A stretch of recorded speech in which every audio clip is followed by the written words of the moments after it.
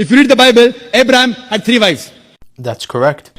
Solomon, how many wives he had? He had 700 wives. Again, correct, and 300 concubines.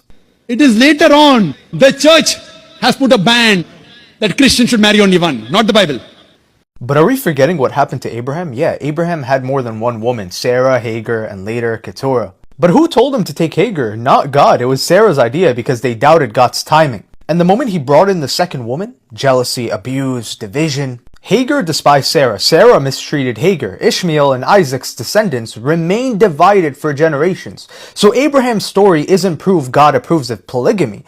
It is proof that adding more than what God designed breaks the house. Are we forgetting what happened to Solomon? Yeah, he had 700 wives, but before he ever did, God commanded kings not to multiply wives or they would turn the king's hearts away from God. So Solomon was like, alright, I'm going to completely ignore this. And what happened? His wives turned his heart to other gods. That's not God saying, go and take on 700 wives. That's God saying, look what happens when a man leaves my design. The Old Testament records polygamy, yes, but every single time it appears, the story goes dark. The Bible has always been honest about human sin. But recording it isn't the same as approving of it. Some Christians today cheat. Some marry multiple people. Does that mean God allows it? Of course not. If God wanted polygamy as his design, he would have made Adam, Eve, Rebecca, Stephanie, Mary in the garden. But he didn't. He made one woman and said this, the two shall become one flesh, not 3, not 4, not 2. Even at the beginning when humans needed to multiply quickly, God didn't give Adam multiple wives because speed wasn't more important than design. When Jesus came, he didn't let the church ban polygamy like you say. Jesus himself reaffirmed God's original plan.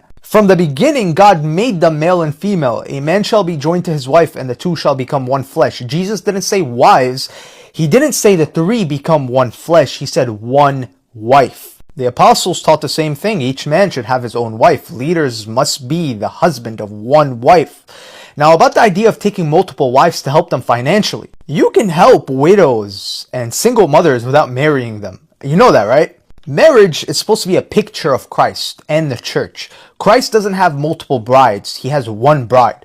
And truthfully, if your heart, body, and affection are divided among multiple women, your devotion will be divided too. And a divided heart can't fully belong to God or anyone else. There is absolutely no way you can love multiple people at the same time, especially when intimacy is involved equally. And Jesus taught us to live outside of this flesh, but through the Spirit. In order to connect to God, we must purify ourselves. Living through our flesh is not going to bring us to the purest form of creation.